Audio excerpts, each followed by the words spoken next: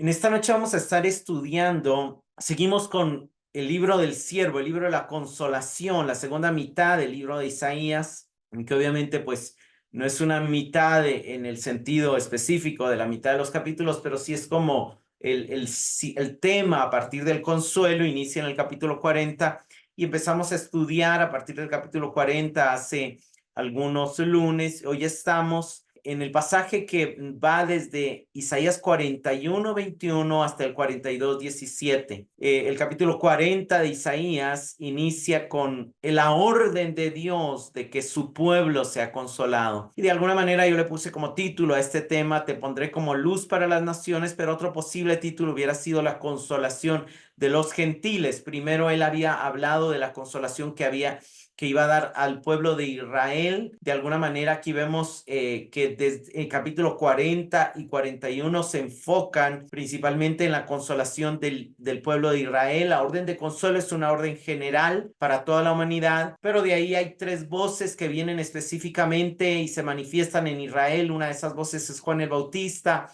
un judío que predicó obviamente en Jerusalén. Otra de esas voces es el hecho de que la palabra permanece y de alguna manera esa sí se amplía. Y la tercera voz de alguna manera es la voz de que muestra que el Señor está aquí, es la voz que anuncia, es la misma voz del profeta Isaías que anuncia la venida del Hijo de Dios como guerrero y como pastor, que vino primero a los suyos, pero él vino también pero anunció que tenía ovejas en otro redil, hablando de los gentiles.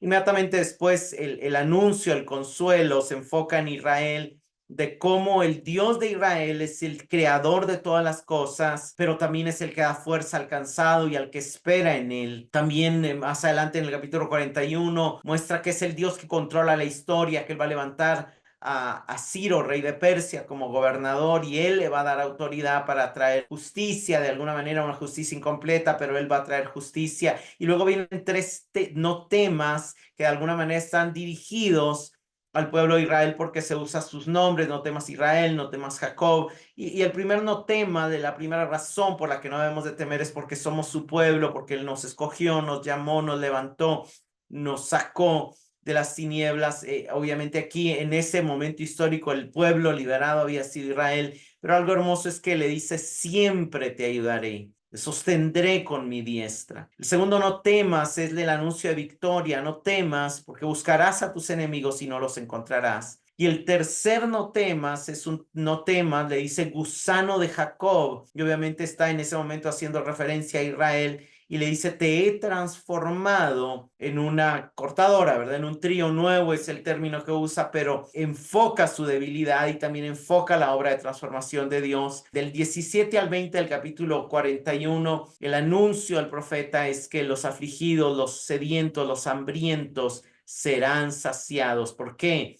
Porque Dios hará brotar ríos en el desierto, para botar manantiales en la soledad, en los montes desérticos también, y hará algo nuevo en el desierto. También habrá un bosque nuevo. Eso es algo hermoso. Pero en el pasaje de hoy, que más o menos lo podríamos dividir en un bosquejo de 4 secciones, la primera parte del tema de hoy es la última parte del capítulo 41, donde empieza a retomar un llamado que había hecho a los gentiles al inicio del capítulo 41, aunque después le habla a Israel diciéndole 3 veces no temas. Desde el principio él había hablado a las naciones que estaban más allá de Israel, a las costas, a las islas, a los pueblos, y los había invitado a juicio. Ellos habían corrido a fabricar falsos dioses, ellos habían corrido a refugiarse en la idolatría. Entonces aquí Dios retoma el tema y expone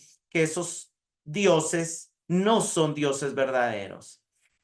Y la razón por la que no son dioses verdaderos es porque solo el Señor gobierna y solo Él puede predecir. Ahora, eso pone en una situación de desesperación a las naciones gentiles, y de alguna manera el capítulo 42 responde a esa desesperación, anunciando que Dios va a levantar un siervo que va a traer justicia no solo a Israel, sino a las naciones, que va a venir como luz, no solo para Israel, sino como luz para las naciones. Y eso va a traer como consecuencia que el mundo se regocije en la victoria del Señor a través del siervo. Entonces, eso es básicamente un bosquejo de lo que vamos a estar viendo. Empecemos aquí en el capítulo 41.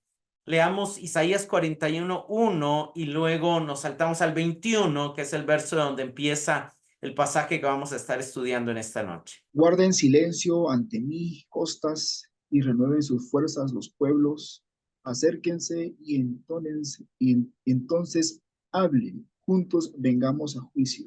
Presenten su causa, dice el Señor. Expongan sus fuertes argumentos, dice el Rey de Jacob. El capítulo 41 empieza con un llamado. Las costas era una manera de mencionar a las naciones que estaban más allá del mar, de alguna manera los pueblos gentiles. Y el Señor les dice, guarden silencio, renueven las fuerzas, está conectado con los que esperan en el Señor, renovarán las fuerzas. Entonces es un llamado a esperar en Él, es un llamado a creer en Él, es un llamado a confiar en Él. Pero como ellos están rehusando a creer en Él porque creen en ídolos, en falsos dioses, el Señor les dice, acérquense y vengan, hablen, vengamos a juicio. Pero de alguna manera el venir a juicio aquí es más un tema de diálogo, un tema de acuerdo.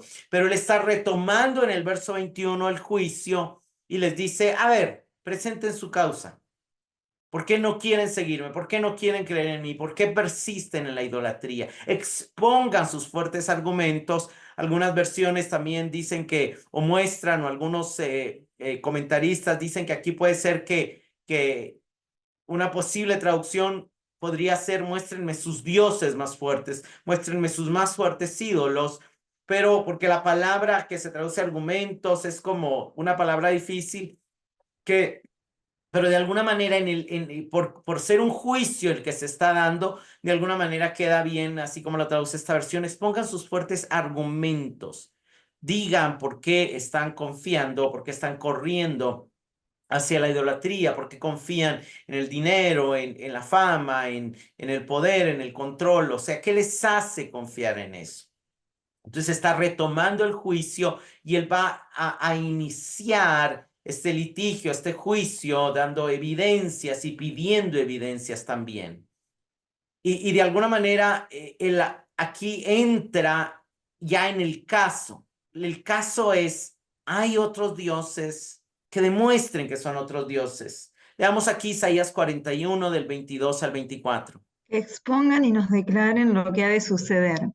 En cuanto a los hechos anteriores, declaren lo que fueron para que los consideremos y sepamos su resultado, o bien anúncienos lo que ha de venir. Declaren lo que ha de suceder en el futuro para que sepamos que ustedes son dioses. Sí, hagan algo bueno o malo, para que nos desalentemos y temamos a una. Miren, ustedes no son nada y su obra es vana. Abominación es el que los escoge. Vemos qué interesante porque el Señor le está pidiéndole a los falsos dioses, ahí está claramente en el verso 23, que declaren el futuro, que declaren el pasado y que lo demuestren. Es interesante porque aunque obviamente todos sabemos de que los ídolos de ese entonces obviamente no hablaban, eran solamente pedazos de madera, pedazos de metal, de alguna manera no podemos negar de que en la cosmovisión siempre hubieron como representantes o sacerdotes de esos dioses que decían que estos dioses predecían el futuro. Casi todas las religiones tenían predicciones de futuro, casi todas las religiones que existían en el pasado tenían esta creencia que los dioses conocían el futuro, que los dioses favorecían a los hombres o favorecían las acciones de los hombres, o sea, era una creencia común. Sin embargo, obviamente, generalmente se basaban en el pasado, en repetir de alguna manera, o iban creando, obviamente muchas veces fallaban, pero el verso 23 es interesante porque Dios mismo confronta a estos aparentes dioses, falsos dioses, y les dicen, declaren lo que va a suceder en el futuro para que sepamos que de verdad ustedes son dioses. Hagan algo bueno o malo, por lo menos muestren que están vivos, pues, para que entonces tengamos miedo de que de verdad son dioses. Pero vean el verso 24 señala claramente y da de una vez el resultado del juicio. porque ellos no pueden hacer nada, porque ellos no pueden predecir el futuro, y les dice, ustedes no son nada, y su obra es vana. Abominación es todo el que los escucha, el que los escoge. Están acusando, no solamente Dios está acusando la falsedad de los ídolos, la falsedad de los falsos dioses, sino que está nuevamente diciendo los que escogen adorarlos, son abominación. De alguna manera, la palabra abominación es una palabra fuerte, es algo inmundo, es algo contaminado, es algo que de alguna manera está destinado al desecho, está destinado al fracaso, no tiene ninguna posibilidad de atractivo, éxito o buen nombre. De alguna manera, aquellos que escogen la idolatría, aquellos que escogen a los ídolos, aquellos que escogen a los falsos dioses, en realidad se contaminan al escogerlos y se vuelven abominables, se vuelven detestables. ¿Por qué? Porque le están perdiendo, se están alejando del sentido para el cual Dios los creó, que es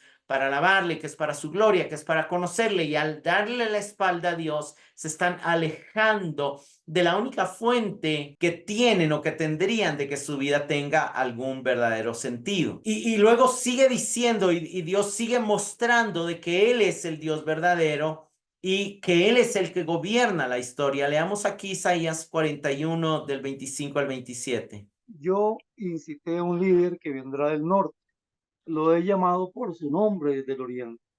Le daré la victoria sobre reyes y príncipes, los pisoteará como el alfarero pisa la arcilla.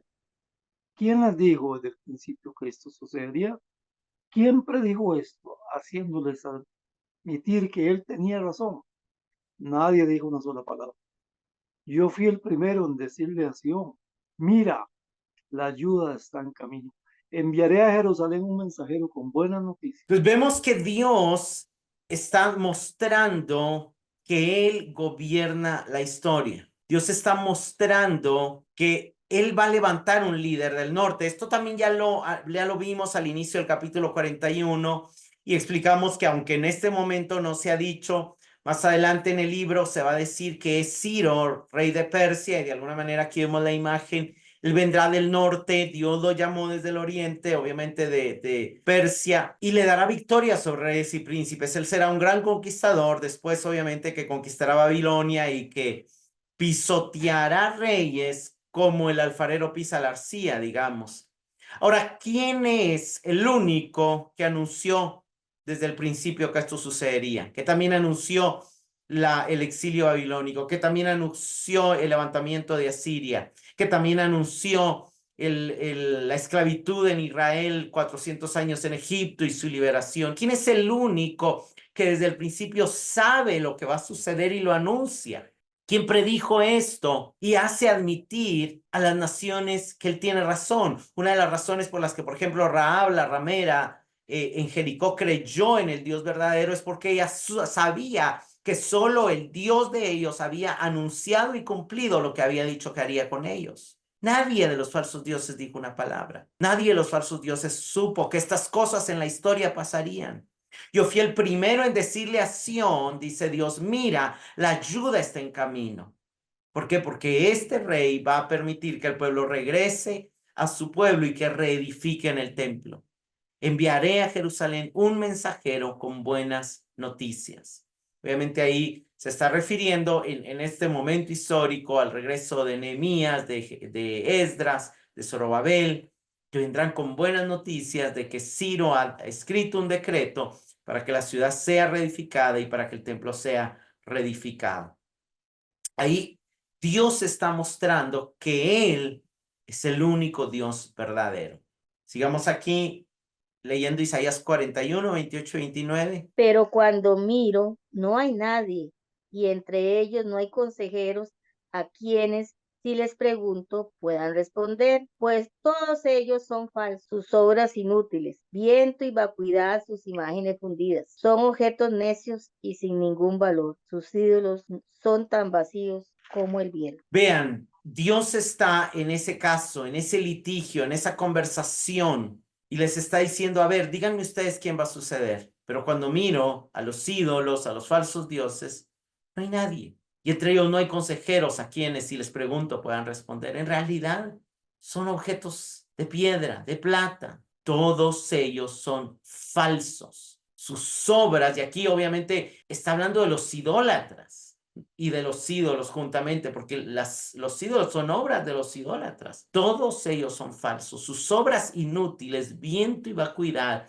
sus imágenes fundidas. En la Nueva Traducción Viviente dice, son objetos necios y sin valor. Sus ídolos son tan vacíos como el viento. Hermanos, Dios está dejando claro de alguna manera el resultado del juicio es que Dios pone un caso de prueba. Si hay un Dios verdadero, si hay un Dios real, tiene que predecir un acontecimiento y luego cumplir la predicción. Eso demostraría que tiene el control de los procesos históricos y que es real. Pero todos los falsos dioses no superan esta prueba. Pero el Señor, el Dios verdadero, sí la supera. Entonces, cuando Dios expone la vacuidad, la falsedad, el vacío, la vanidad de los dioses ídolos, se hace evidente la difícil situación de sus devotos, de sus seguidores. Y surge una pregunta. Si el Señor, que en ese momento es solo el Dios de Israel, es el único Dios y soberano en la historia del mundo, no se preocupa por la humanidad gentil en su desesperada necesidad, si Él es el Dios verdadero y hoy, en este momento histórico de donde está escribiendo Isaías, si solo Él es el Dios verdadero y Él es el Dios de Israel,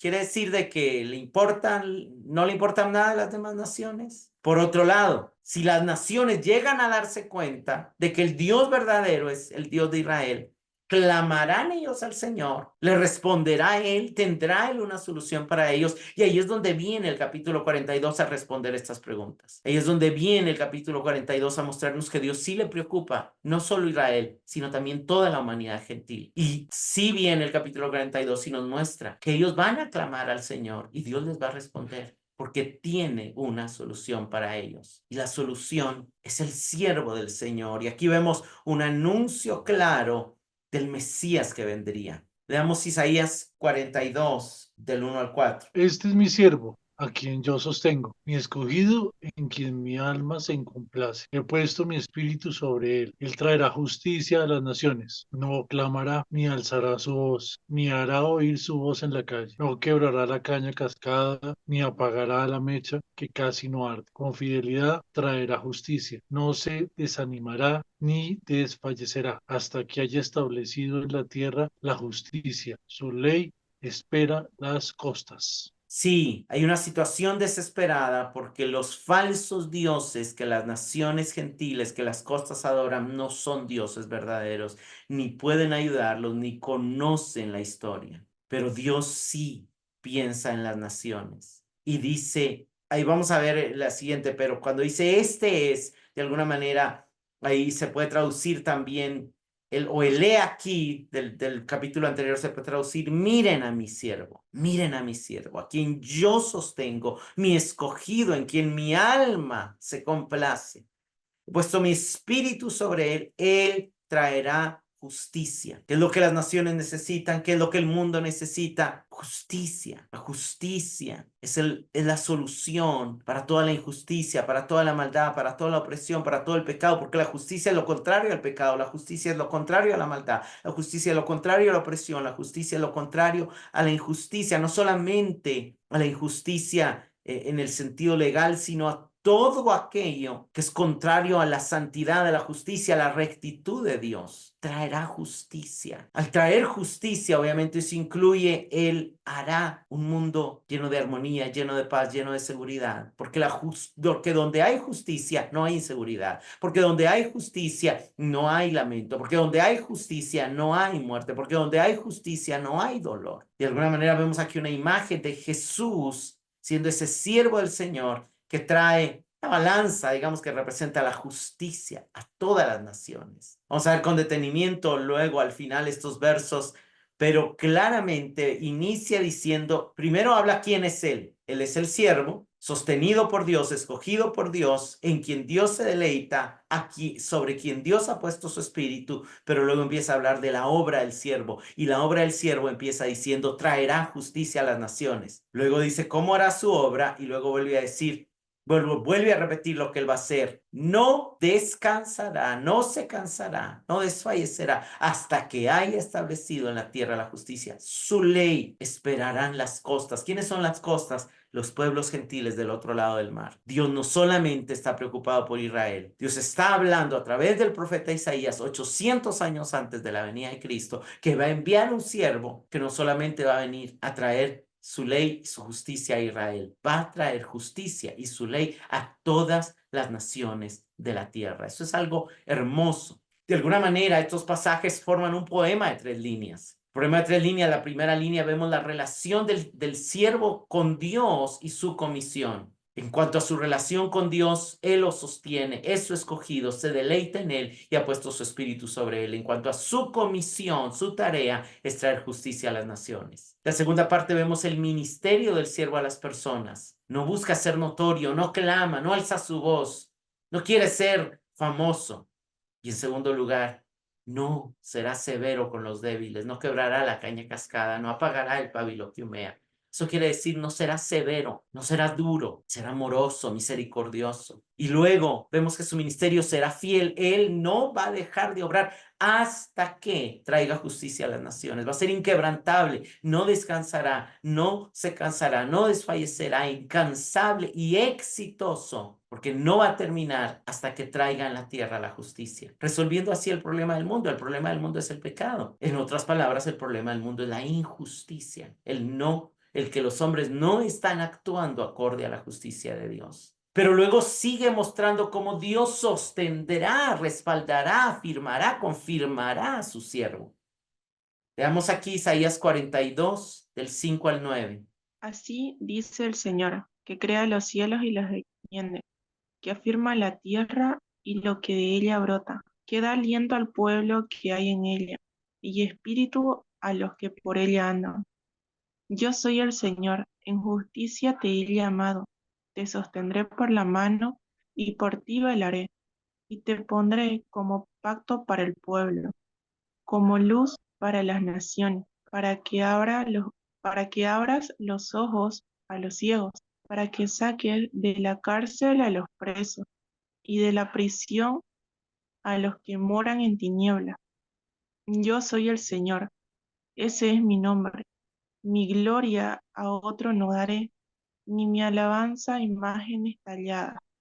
Las cosas anteriores ya se han cumplido, y yo anuncio cosas nuevas. Antes que suceda, se las anuncio.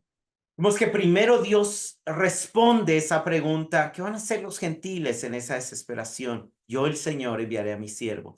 Pero luego él vuelve a hablar y no solamente, y recuerda quién es él. Y dice: yo soy el Señor, el que crea los cielos y los extiende, que afirma la tierra y lo que ella brota, que da aliento al pueblo que en ella hay y espíritu a los que ella anhelan. Nos recuerda quién es él. No está hablando cualquiera, está hablando el creador de todas las cosas, el que da vida a todas las cosas y el que da su espíritu a los que él quiere. Y ahí habla directamente para el siervo. Y al siervo le dice: yo soy el Señor, te he llamado en justicia. Y le vuelve a decir: te sostendré por la mano, por ti velaré y te pondré como pacto para el pueblo, como luz para las naciones. ¿Qué significa ser luz a las naciones? Lo vemos en el verso 7. Como luz a las naciones, abrirá los ojos de los ciegos. El que está ciego está en tinieblas, y viene el que es luz y le abre los ojos y le permite ver. Para que saques de la cárcel a los presos. Las prisiones antes eran normalmente subterráneas, en tinieblas, no entraba la luz. Y de alguna manera por eso la idea se repite: para que saques de las cárceles a los presos. Alguien que viene luz no solamente es luz porque llega a luz, sino lo saca del lugar de tiniebla, lo saca del lugar de oscuridad. De la cárcel saca al preso y de la prisión al que está en oscuridad. Y luego vuelve a repetir: yo soy el Señor. Ese es mi nombre. Yo no soy un Dios falso. Mi gloria no daré a otro, ni mi alabanza a imágenes talladas. Él está recordando ese conflicto. ¿Por qué? Porque le está recordando a las naciones, a nosotros que tenemos tanta tendencia de formarnos ídolos, de caer en idolatría, que solo Él es Dios, que solo Él merece gloria y que solo Él merece alabanza. Y vuelve a recordar algo que lo diferencia de las imágenes talladas. Las cosas anteriores que yo he dicho ya se han cumplido, pero anuncio cosas nuevas. Yo que controlo la historia, que gobierno, anuncio cosas nuevas. Antes que sucedan, yo se las anuncio. Hermanos, Dios tiene el control de la historia. Entonces vemos que aquí encontramos otro poema de 3 líneas. El primer poema de 3 líneas nos hablaba de la relación de Dios con el siervo, de lo que el siervo haría y de la misión del siervo. Aquí nos vemos un nuevo poema que habla del Señor del siervo. El Señor del siervo es el Señor de la creación. Él ha creado los cielos, la tierra y ha dado vida a todo. El Señor del siervo lo ha llamado, lo sostendrá con la mano derecha, lo cuidará, lo pondrá como pacto para el pueblo y como luz para las naciones. Y también es el Señor de los dioses falsos. Este Señor es el Señor de la creación, es el Señor del siervo y Él está por encima de los dioses falsos. Él es el único digno de gloria, el único que dirige la historia y el único que conoce el futuro y lo anuncia, porque Él lo crea. Y entonces viene y la última sección de este pasaje es que esa esperanza para las naciones ahora trae alegría y regocijo a las naciones, porque el siervo va a venir a solucionar el problema de las naciones. Entonces, ¿qué va a pasar con las naciones? Van a terminar rindiéndose y alabando al Señor. Leamos Isaías 42, del 10 al 12. Canten al Señor un nuevo cántico nuevo, canten su alabanza desde los confines de la tierra, los que descienden al mar y cuanto hay en él, las islas y sus moradores. Levanten la voz el desierto y sus ciudades, las aldeas donde habita Cedar. Canten de júbilo los habitantes de Sela, desde las cimas de los montes, griten de alegría, den gloria al Señor y proclamen en las costas su alabanza. Es algo interesantísimo porque aquí no está hablando de Israel, está hablando de los confines de la tierra, lugares más allá de Israel, los que descienden al mar, lugares, los que están en lo profundo, las islas, los que están del otro lado del mar, Cedar y Sela son lugares cercanos a Israel, pero uno de ellos pertenecía a Edom, era otra nación, aunque era muy cerca de Israel. Y de alguna manera es interesante porque todo el pasaje, cuando lo vemos como un todo, nos habla de la totalidad, del contraste, de los muchos que van a alabar al Señor, de cómo de todos los lugares van a haber personas alabando al Señor, de todos los confines de la tierra. Hay un contraste entre Cedar y Sela como lugares cercanos, con las islas como lugares lejanos, con los confines de la tierra con los lugares lejanos, de manera horizontal, pero también hay un contraste y hay un complemento de los que descienden al mar y de los que habitan en los montes. Entonces vemos cómo hay un contraste y hay una totalidad de gente alabándole en el norte, en el sur, en el este, en el oeste, en lo alto, en lo bajo. Hay un cántico nuevo que están cantando al Señor y están cantando su alabanza de todos los confines de la tierra. Están levantando su voz aún el desierto. Obviamente está hablando de los moradores del desierto y también las aldeas y también sus ciudades. Ahí hay un contraste rural y urbano. Canten de júbilo, griten de alegría, den gloria al Señor y proclamen su alabanza. Hermanos, lo que espera para la tierra, lo que Dios tiene para el mundo, es todo un pueblo de toda tribu, de toda lengua, de toda nación, alabando al Señor y alabándole porque están disfrutando de Él, porque están disfrutando de su gracia, porque están disfrutando de las cosas nuevas que Él va a hacer. Vean, aquí empieza diciendo, canten al Señor un cántico nuevo. ¿Qué es un cántico nuevo? Cuando vemos el cántico nuevo en la Escritura, hay muchos salmos que hablan del cántico nuevo. El cántico nuevo siempre se debe a una nueva comprensión, a un nuevo encuentro, una nueva experiencia con la bondad del Señor. ¿Qué decía el 42:9? Yo anuncio cosas nuevas. Cosas que han de suceder, yo se las anuncio. Y entonces esas cosas nuevas que incluyen, obviamente, vamos a ver un poco más, pero incluyen el cielo y la tierra nueva, cuando vienen, producen un cántico nuevo. ¿Por qué? Porque estamos experimentando una bondad, una expresión, una manifestación de la grandeza de Dios nueva que no conocíamos antes. Eso es hermoso. Y veamos un poco las razones del cántico nuevo, las obras del Señor. Leamos aquí Isaías 42, del 13 al 17. El Señor como guerrero saldrá, como hombre de guerra despertará su celo. Gritará, sí, lanzará un grito de guerra. Contra sus enemigos prevalecerá. Por mucho tiempo ha guardado silencio. He estado callado y me he contenido. Pero ahora grito como mujer de parto. Resuello y jadeo a la vez. Asolaré montes y collados y secaré toda su vegetación. Convertiré los ríos en islas y las lagunas secaré. Conduciré a los ciegos por un camino que no conocen, por sendas que no conocen los guiaré. Cambiaré delante de ellos las tinieblas en luz y los cabros en llanura. Estas cosas haré y no las dejaré sin hacer.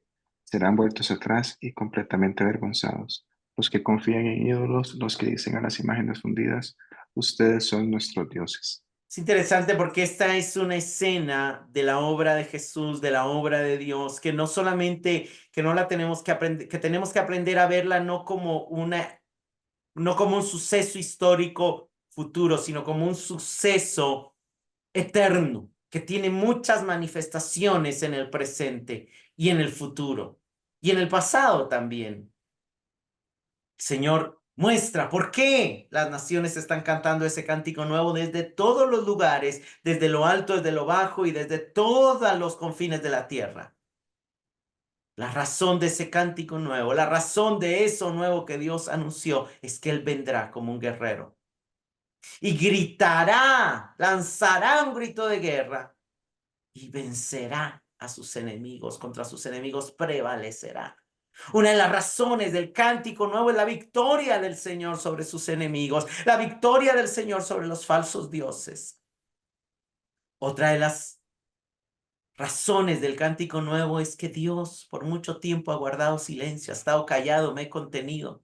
Pero ahora grito como mujer de parto que está diciendo, he estado esperando actuar, he estado esperando manifestarme, pero ahora doy a luz algo nuevo.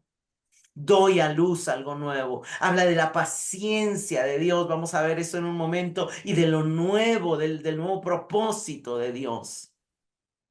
También vemos, verso 15, juicio.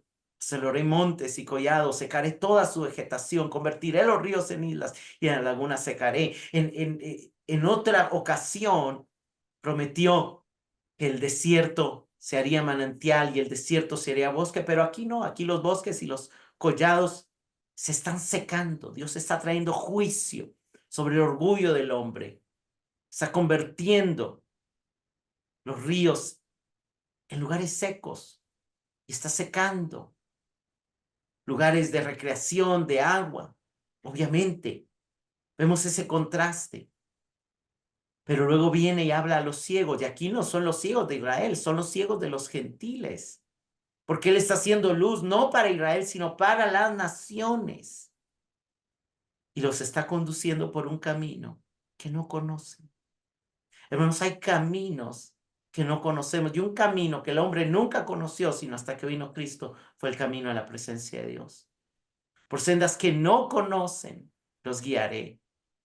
Está anunciando un camino nuevo. Es tan difícil. Yo me pongo a pensar cómo yo hubiera interpretado esto en tiempos de Isaías y me hubiera costado mucho entenderlo. Hoy vamos a poder entender, hoy podemos entender con mucha más claridad porque ya muchas de estas cosas han sucedido y están sucediendo y siguen sucediendo.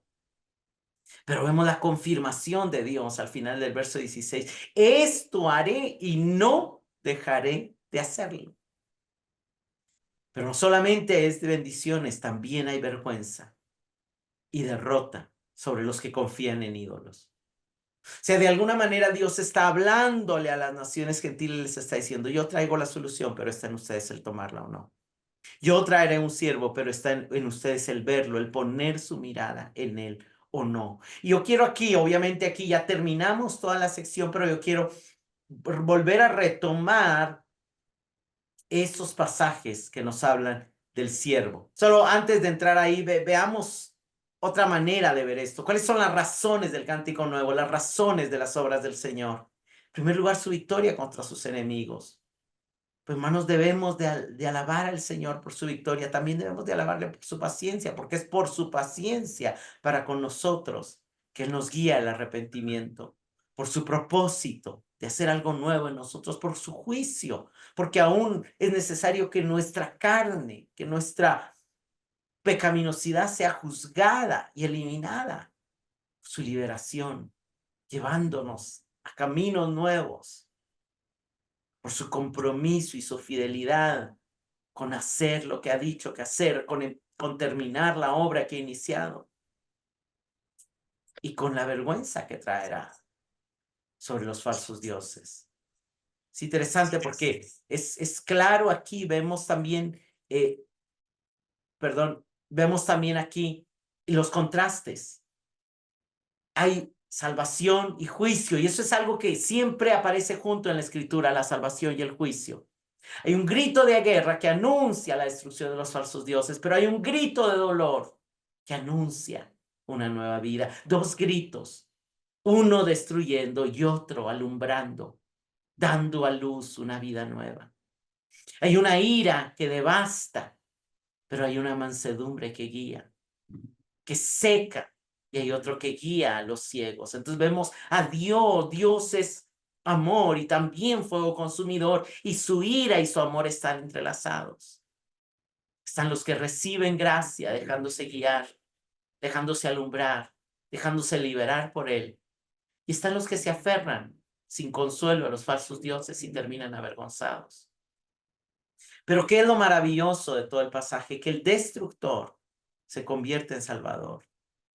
El que en el capítulo 41 creaba, era el creador que destruía y todo, aquí viene para salvar. Hermanos, y el camino que los ciegos que no han conocido, porque nadie había andado, es el camino del nuevo pacto. Lo vamos a ver también, pero regresemos al siervo. El 42:1 dice, miren a mi siervo. Y es interesante porque en el 41:24 se puede traducir, miren a los ídolos, no son nada. En el 41:29, miren a los idólatras, son vanidad. Pero aquí en el 42:1 les dice, ya que vieron que ellos no son nada, miren a mi siervo, quien sí es. Miren a mi siervo, quien sí vale, quien sí pesa. Él es el remedio para el vacío y la ignorancia del mundo gentil. Él es a quien Dios ha elegido para justificarnos, para traer justicia, para reconciliarnos con Dios. Traer justicia es lo mismo que reconciliarnos con Dios. Traer justicia es lo mismo que romper la barrera de separación que nos separaba de otros seres humanos. Traer justicia es también traer paz, es también traer unidad, es también traer amor, porque vienen juntos. Hermanos, miremos al siervo. Pongamos nuestra mirada en el siervo, que es Jesús. Entonces, ¿cómo sabemos quién es el siervo? El Nuevo Testamento nos cuenta quién es el siervo. El capítulo 42:1 nos decía, este es mi siervo, a quien yo sostengo, mi escogido, en quien mi alma se complace. He puesto mi espíritu sobre él. Y tanto Mateo como Marcos como Lucas nos muestran que hubo un hombre en quien Dios dijo, me complazco en él, y puso su espíritu sobre él. Y era lógico que lo estaba identificando como el siervo. Veamos Lucas 3:21 y 22. Y aconteció que cuando todo el mundo era bautizado, Jesús también fue bautizado, y mientras él oraba, el cielo se abrió, y el Espíritu Santo descendió sobre él en forma corporal como una paloma, y vino una voz del cielo que decía, tú eres mi Hijo amado, y en ti me he complacido. Cuando Jesús comenzó su ministerio, tenía unos 30 años, siendo como se suponía hijo de José, quien era hijo de Eli. Vemos claramente que aquí Lucas nos está mostrando que Jesús es hijo de Dios y en él se ha complacido y ha puesto su espíritu sobre él. Tanto Mateo como Marcos como Lucas están haciendo alusión a Isaías 42:1, mostrándonos con claridad que Jesús es el siervo que trae justicia a las naciones. Pero más adelante nos muestra cómo Jesús va a servir a los demás. Leamos directamente Mateo 12 del 15 al 21. Cuando Jesús supo esto, se alejó de allí, pero mucha gente lo siguió y él los sanó a todos, aunque les encargaba con firmeza que no lo descubrieran para que se cumpliera lo dicho por el profeta Isaías. Este es mi siervo a quien he escogido, mi amado, en quien se complace mi alma. Pondré mi espíritu sobre él y a las naciones anunciaré juicio. No disputaré, ni gritaré, ni Nadie oirá su voz en las calles, no quebrará la caña cascada, ni apagará la mecha humeante hasta que haga triunfar la justicia. En su nombre esperarán las naciones. Hermanos, también el Nuevo Testamento nos dice claramente, basado en los versículos del 2 a 4 de Isaías 42, que Jesús es el siervo que trae justicia a las naciones. ¿Y cómo lo demuestra? Con su actuar. Él no está gritando, yo soy el Mesías. Él no está levantando la voz y hacer oír en las calles, adórenme, síganme, porque yo soy el Mesías, yo soy el hijo de David, yo soy el rey, yo merezco eso. No, él no está haciendo eso. Al contrario, sana, liberta, hace milagros y les encarga a las personas que no lo descubran. Pero otra cosa, él se topa con gente que es como una caña cascada o quebrada. Es una caña seca y astillada, gente frágil, quebrada por el pecado, quebrada por el dolor, quebrada por el rechazo. Como la mujer samaritana, como María Magdalena, como los leprosos, quebrados por el rechazo de la sociedad. Mechas humeantes. La 60 dice pábilo que humea. Ese es precisamente una mecha que ya no tiene llama, que ya solo es humo, que hay que soplarla, pero que muchos vienen y ponen el dedo y la apagan. Pero Cristo no hace eso.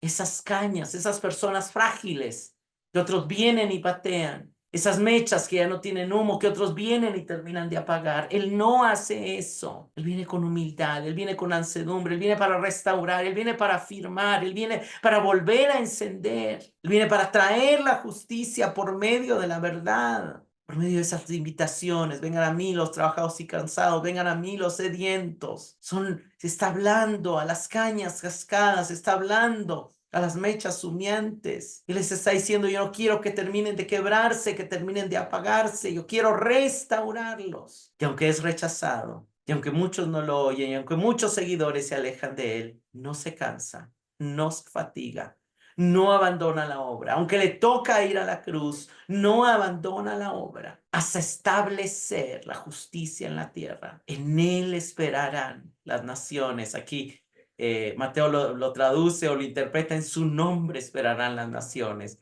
aunque obviamente el original hebreo dice esperarán sus enseñanzas o también su ley, pero no solamente eso. Entonces vemos claramente cómo Jesús es el siervo, porque Dios puso su espíritu sobre él y se complace en él. Jesús es el siervo porque él no vino a alzar su voz ni como un Mesías severo, a obligar que le siguieran, sino no, él vino con una actitud muy diferente y él vino para hacer luz a las naciones. El 42:6 dice, yo soy el Señor, yo te he llamado en el momento justo, te sostendré por la mano, te protegeré, tú serás mi pacto con el pueblo y una luz a las naciones. Vemos que Jesús también fue sostenido y protegido por el Padre. Leamos Juan 8:29. Porque el que me envió está conmigo y no me ha dejado solo, porque yo hago siempre lo que a él le agrada. Hermanos, el Padre nunca dejó solo a Jesús, siempre lo sostuvo y lo hizo por pacto al pueblo. Pero veamos qué va a hacer este siervo. Y el Padre le dice, quiero que abra los ojos de los ciegos, que saques de la cárcel a los presos y de sus calabozos a los que viven en tinieblas. Jesús vino a traer luz para que los que éramos ciegos y no podíamos ver, pudiéramos ver. Para los que estábamos encarcelados en el pecado, pudiéramos salir. Para los que estábamos en la ignorancia de las tinieblas, pudiéramos ver la luz. Leamos, Lucas 7:22. Y respondió Jesús, les dijo, id, haced saber a Juan lo que habéis visto y oído. Los ciegos ven, los cojos andan, los leprosos son limpiados, los sordos oyen, los muertos son resucitados, y a los pobres es anunciado el evangelio. Hermanos, estas son las acciones a través de las cuales Jesús estaba siendo luz a las naciones, trayendo justicia a las naciones. Pero regresemos a Isaías 42. Algo hermoso de Isaías 42 es que nos muestra que el cántico nuevo que las naciones cantamos se debía a que el Señor, el cual es Él y su nombre es Yahvé, que su gloria no da a otros, ni su alabanza a ídolos, anuncia cosas nuevas antes que sucedan. ¿Cuáles fueron las cosas nuevas que Cristo trajo? Esta no es una lista exhaustiva, pero Él En la Santa Cena dijo, esto es mi sangre del nuevo pacto. Una de las cosas nuevas que Jesús trajo fue un nuevo pacto. En Juan 3:7 le dice a Nicodemo, tiene que nacer de nuevo. Otra de las cosas que Jesús trajo fue el nuevo nacimiento. En Efesios 2:15 dice que él puso fin a la enemistad en su carne, la ley de los mandamientos expresados en ordenanzas, para crear en él mismo de los dos, Israel y los gentiles, un nuevo hombre, una nueva comunidad, una nueva iglesia, estableciendo así la paz. Algo nuevo que él trajo también en la iglesia, como nueva entidad que no existía antes. En Hebreos 10:19-20 también nos dice que puesto que tenemos confianza para entrar al lugar santísimo por la sangre de Jesús, por un camino nuevo y vivo. Hermanos, nosotros éramos ciegos que no podíamos entrar de ninguna manera a la presencia de Dios y Él nos abrió los ojos y nos guía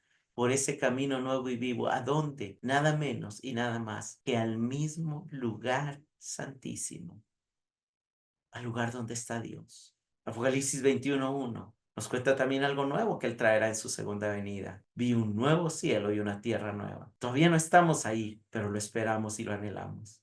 Y cuando entremos ahí, oiremos decir al que está sentado en el trono, yo hago nuevas todas las cosas. Que al profeta le dijo, escribe, porque estas palabras son fieles y verdaderas. ¿Cuáles son las lecciones del pasaje que estamos estudiando hoy, hermanos? Una de las lecciones es que el consuelo de Dios no es solo para Israel, es también para todas las naciones, para ti y para mí. Otra de las lecciones es que la mayor esperanza de las naciones para salir del vacío, de la vanidad y del sinsentido que acarrea la idolatría, que acarrea el darle la espalda a Dios, es el siervo de Dios, es Jesús, a quien hay que ver para que traiga justicia a nosotros en medio de nuestras naciones. Y la lección más clara es que Dios ha hecho a Jesucristo luz para las naciones. Y a través de Él, Él mismo traerá victoria sobre la idolatría. Y Él mismo nos está trayendo nueva vida, una nueva visión, un nuevo camino, una nueva ley, una nueva esperanza para su pueblo, el cual responderá, o el cual responderemos, mejor dicho, cantándole un cántico nuevo. Que Dios ponga ese cántico nuevo en nuestros labios. Como preguntas de reflexión, ¿te consuela comprender que desde el principio, en el plan de Dios, estaban todas las naciones, no solo Israel? Está muy claro en Abraham, te bendeciré para que seas bendición a todas las naciones de la tierra. Y en Isaías es muy claro. Pero, ¿has conocido al Jesús que no te desecha por tu fragilidad? Que aun cuando dejaste de arder, que aun cuando estabas ciego, que aun cuando estabas quebrado, en lugar de destruirte, te ha devuelto la vista, te ha sacado de la cárcel y te ha llevado de las tinieblas a la luz. Y por último, hay en tu boca un cántico nuevo para alabar al que hace nuevas todas las cosas. Señor, te damos gracias porque hemos sido idólatras. Tu palabra nos enseña, Señor, que aquellas cosas que hemos perseguido y en las que hemos buscado seguridad, como el dinero, como la profesión, como la aceptación de las personas, como la búsqueda de poder, de fama, solamente nos deja más vacíos, solamente nos contamina, solamente nos hace abominables. Pero gracias porque aún en medio de eso, tú pensaste en nosotros y enviaste a Jesús como tu siervo para traer justicia a nuestras vidas, para justificarnos, para que Él viniera a nosotros en nuestra ceguera y nos devolviera la vista, para que Él se acercara a nosotros en nuestra cárcel y nos la abriera, para que Él viniera como luz a nuestra oscuridad y nos sacara de las tinieblas. Señor, pon un cántico nuevo en nuestra boca, porque hemos nacido de nuevo, porque somos parte de un nuevo pacto, porque tenemos acceso al camino nuevo y vivo a través del cual podemos entrar a tu presencia. Porque día a día tus misericordias son nuevas cada mañana para con nosotros. Y porque nuestra esperanza está en habitar en los cielos nuevos y en la tierra nueva, donde mora la justicia. Y poder ver el momento en que tú harás nuevas todas las cosas. Gracias, Señor. Amén y amén.